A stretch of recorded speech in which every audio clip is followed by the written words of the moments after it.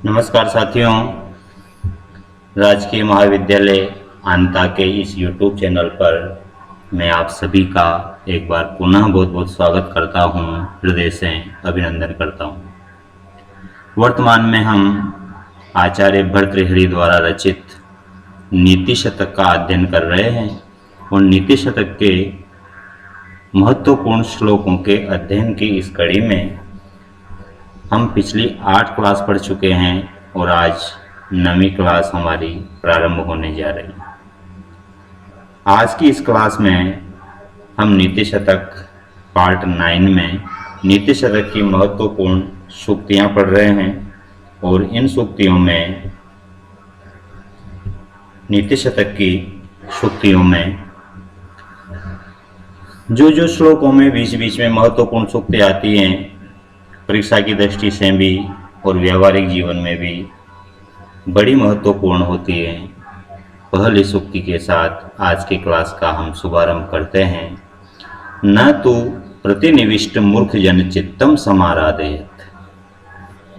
इस सूक्ति का प्रसंग यह है कि दुराग्रही मूर्ख व्यक्ति के हृदय को किसी भी प्रकार से संतुष्ट नहीं किया जा सकता।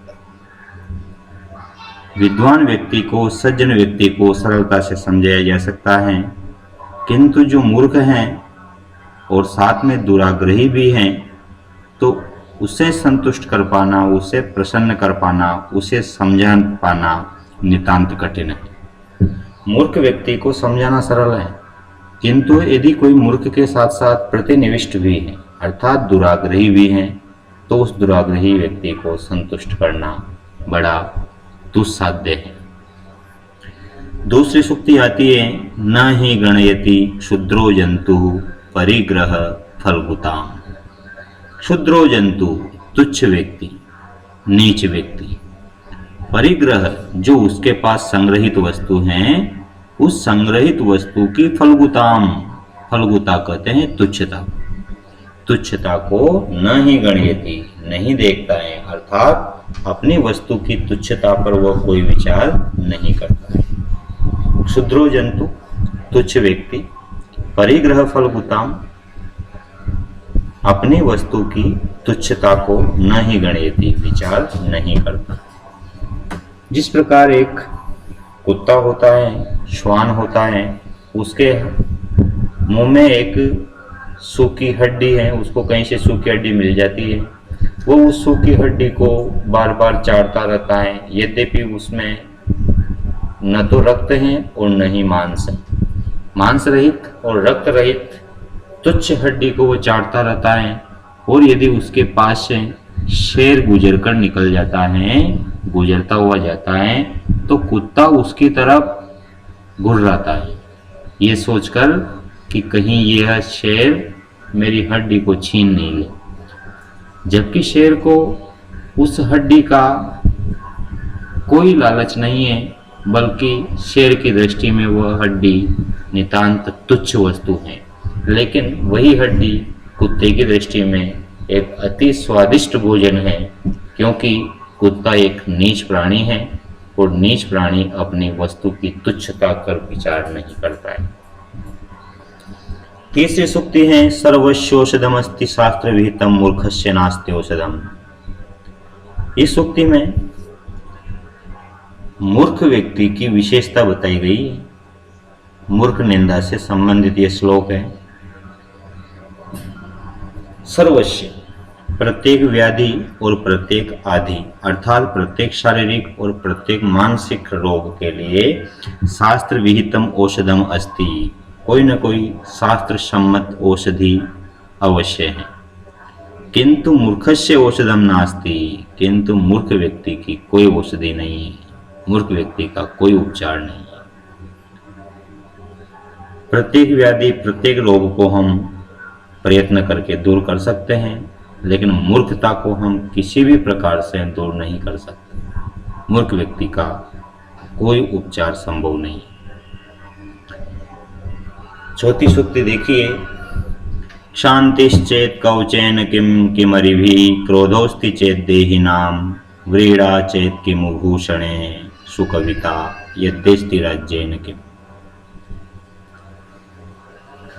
इसमें कहा है कि शांतिश्चेत, यदि मनुष्य के पास शांति है, उसके हृदय में शांति अर्थात क्षमा है, तो कवचेन किम, तो उसे कवच की क्या आवश्यकता है।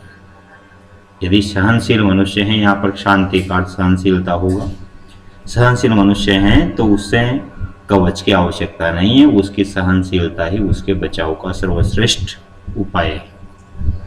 किम अरिभि क्रोधोस्ति चेत देहिनाम, यदि मनुष्यों के पास क्रोधोस्ति, क्रोध है, यदि किसी मनुष्य को क्रोध बहुत आता है, तो अरिभि किम, तो शत्रुओं से क्या प्रयोजन, अर्थात उनको शत्रुओं की कोई आवश्यकता नहीं है। व्रीड़ा चेत किम भूषणे, यदि मनुष्य के पास लज्जा है, व्रीड़ा है, तो भूषणे है किम, तो उसे आभूषणों की कोई आवश्यकता नहीं है। और सुकविता यद्यस्ति, यदि किसी कवि के पास सुकविता अर्थात कवित्व शक्ति है, तो राज्य न किम, उसे राज्य से कोई प्रयोजन नहीं है। कोई राज्य उसे आश्रय दे या नहीं दे, यदि उसके पास योग्यता है, प्रतिभा है, कवित्व शक्ति है, तो कोई भी अन्य राजा उसे अवश्य आश्रय देगा। वह विद्वान व्यक्ति, वह प्रतिभा संपन्न व्यक्ति किसी भी राज्य के आश्रय का मोहताज नहीं हो सकता।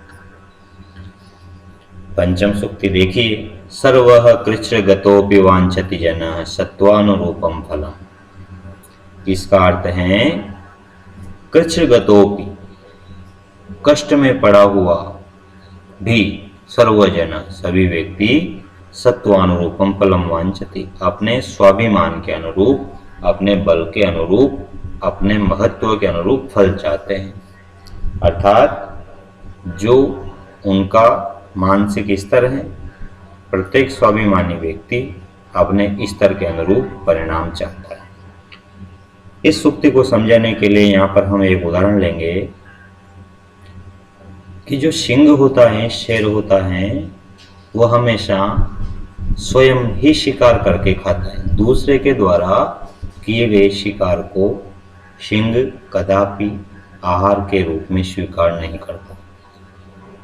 भले ही शेर वृद्ध हो जाए, वृद्ध इतना हो जाए कि उसमें स्वयं में अपने लिए शिकार करने की शक्ति नहीं रह गई हो, तथापि भले ही वह कई दिनों तक भूखा रह जाएगा, किंतु दूसरे के द्वारा किए गए शिकार को आहार के रूप में स्वीकार नहीं करेगा।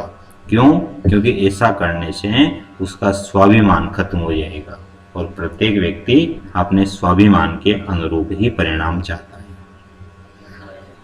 छठी सूक्ति है, अहह महताम निशीमानस चरित्र विभूतयः। महताम, महान लोगों के चरित्र विभूतयः, चरित्र की विभूतियां, चरित्र की विशेषताएं, निसीमाना, असीम होती है। महान लोगों की चारित्रिक विशेषताएं असीम होती हैं, अनंत होती है, उनमें अनेक गुण होते हैं। उनके गुणों का और उनकी विशेषताओं का कोई पार नहीं होता, कोई सीमा नहीं होती। तत्तेजस्वी पुरुष परकृत निकृतिम कथम सहते। तेजस्वी पुरुष, तेजस्वी व्यक्ति, स्वाभिमानी व्यक्ति, परकृत निकृतिम, परकृत दूसरों के द्वारा किए गए, निकृतिम अपमान को कथम सहते, कैसे सहन कर सकता है। अर्थात स्वाभिमानी व्यक्ति कभी भी दूसरों द्वारा किए गए अपमान को सहन नहीं कर सकता। इस सूक्ति को पुष्ट करने के लिए आचार्य भर्तृहरि ने एक उदाहरण यहाँ पर प्रस्तुत किया है। इस श्लोक से संबंधित एक उदाहरण है कि जो चंद्रकांत मणि है, वो चंद्रकांत मणि जब सूर्य की किरणें, चंद्रमा की किरणें उस पर गिरती हैं, तो वो मणि अपना प्रकाश प्रकट करती है और चमकने लग जाती है। जब मणि ही चंद्रमा की किरणों को सहन नहीं कर पा रही, तो एक स्वाभिमानी व्यक्ति अपमान को कैसे सहन कर पाएगा। 8वीं सूक्ति है, नाना फलम फलते कल्पलते वो भूमि। इसका अर्थ है कि भूमि अर्थात पृथ्वी नाना फलम फलती, नाना फलम अनेक फल, भूमि अनेक फल मनुष्य को प्रदान करती है। नाना फलम फलति कल्पलतेव भूमि। ये पृथ्वी, ये भूमि कल्पलता के समान उपमा अलंकार है। यह भूमि, यह पृथ्वी कल्पलता के समान नाना फलम फलती, अनेक फल प्रदान करती है, अर्थात मनुष्यों को समृद्धि प्रदान करती है। 8वीं सूक्ति के बाद हम 9वीं सूक्ति की तरफ आते हैं और 9वीं सूक्ति है वारांगनेव नृपनीति अनेक रूपा। नृपनीति राजनीति, वारांगना एव अर्थात वारांगना के समान, गणिका के समान, वेश्या के समान, अनेक रूपा अनेक रूप वाली होती है। यहाँ पर भर्तृहरि ने राजनीति की तुलना एक गणिका से की है, एक वेश्या से की।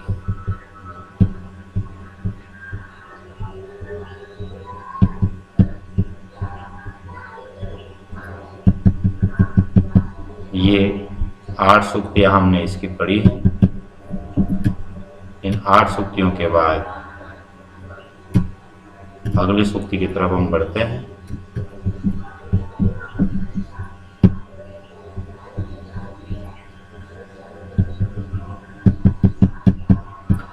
नवी सूक्ति का अध्ययन करने के लिए देखिए 9वीं सूक्तियां 9 सूक्ति अपनी कंप्लीट हो गई। अब 10वीं सूक्ति की तरफ हमें बढ़ना होगा। 10वीं सूक्ति देखो अपनी 10वीं सूक्ति यहाँ पर ये है भवन्ति नम्रास्तर्वः फलोद्गमे नवाम्बुभिर्दूर विलम्बिनो घना। इसमें विनम्रता के विषय में बताया गया है। फलोद्गमे, जिस समय फलों का उद्गम होता है, जब वृक्षों के फल लगते हैं तो तरवह वे वृक्ष नम्रा भवन्ति नीचे झुक जाते हैं, और घना बादल नवाम्बुभि नमीन जल से दूर विलंबिनो दूर तक झुक जाते हैं। इसी प्रकार जब मनुष्य का समृद्धि काल आता है, उस समृद्धि काल में मनुष्य को भी विनम्र हो जाना चाहिए। उन बादलों से और उन वृक्षों से मनुष्य को निश्चित रूप से कुछ न कुछ सीखना चाहिए। 11वीं सूक्ति देखिए संतः स्वयं परहिते भीता भी होगा। संतः सज्जन व्यक्ति स्वयं ही परहिते परोपकार में विहिता भी होगा प्रयत्नशील रहते हैं, अर्थात सज्जन व्यक्ति स्वाभाविक रूप से हमेशा परोपकार करते रहते हैं। यहाँ पर उदाहरण दिया था आचार्य भर्तृहरि ने कि नदियाँ स्वयं ही दूसरों को पानी देने के लिए स्वतः बहती रहती, उनका कोई निहित स्वार्थ नहीं है। वृक्ष हमेशा दूसरों की भूखा शांत करने के लिए फल देते हैं, प्रतिफल के रूप में कुछ भी अभिलाषा नहीं रखते हैं। बादल इस सृष्टि को, इस धरती को सिंचित करने के लिए नैसर्गिक रूप से जल बरसाते हैं बिना किसी स्वार्थ के। उसी प्रकार सज्जन व्यक्ति भी सदैव परोपकार के लिए प्रयत्नशील रहते हैं। युक्तम तेन जलेन साम्यति सताम मैत्री पुनस्त्वीदृशी। सताम मैत्री सज्जनों की मित्रता ईदृशी इस प्रकार की होती है जिस प्रकार दूध और जल की मित्रता होती है। जब दूध को गर्म करते हैं तो दूध में जो पानी मिला होता है वो पानी उस ताप को सहन नहीं कर पाता और भाप बनकर ऊपर उठता है। जैसे ही दूध को पता चलता है कि मेरा मित्र कष्ट में है, वो ऊपर जा रहा है, उसकी मृत्यु हो रही है, तो दूध भी उसके साथ ही ऊपर आता है। दूध उफनता है अपने मित्र को पकड़ने के लिए कि मुझे छोड़कर मत जाओ। और जैसे उस दूध में थोड़ा सा ऊपर से पानी डालते हैं, अर्थात जैसे उस दूध का अपने मित्र जल से पुनः मिलन होता है तो वो वापस शांत हो जाता है। इसी प्रकार सज्जनों की मित्रता भी इसी प्रकार की होती है। मनस्वी कार्यार्थी न गणयति दुखम न च सुखम। मनस्वी पुरुष, स्वाभिमानी पुरुष और कार्यार्थी अपने कार्य को संपन्न करने का इच्छुक मनुष्य सुखम दुखम च न गणयति, न तो दुख पर विचार करता है न सुख की परवाह करता है। सुख आए या दुख आए वह व्यक्ति अपने लक्ष्य को निश्चित ही प्राप्त करता है। सत्संगति ही कथे किम न करोति पुंसा, कथे कहो सत्संगति पुंसाम किम न करोति, सत्संगति मनुष्यों के लिए क्या क्या नहीं करती, अर्थात सत्संगति से मनुष्यों को प्रत्येक प्रकार का लाभ होता है। 15वीं सूक्ति है सर्वे गुणः कांचनम आश्रयन्ति, सभी गुण सारे गुण कांचनम आश्रयन्ति, धन पर आश्रित होते हैं। समस्त गुण धन में निहित होते हैं। जिसके पास धन है वही व्यक्ति सुंदर है, वही वक्ता है, वही व्यक्ति गुणवान है। तो इस सूक्ति में धन की महिमा बताई गई है। नीति शतक की ये 15 सूक्तियाँ आज हमने पढ़ी हैं। इसके बाद कुछ सूक्तियाँ और हैं जिन्हें हम अगली क्लास में पढ़ेंगे। आज के लिए बस इतना ही काफ़ी है। अगली क्लास में नीति शतक पार्ट 10 के साथ मैं आपसे फिर मिलता हूँ। तब तक के लिए नमस्कार।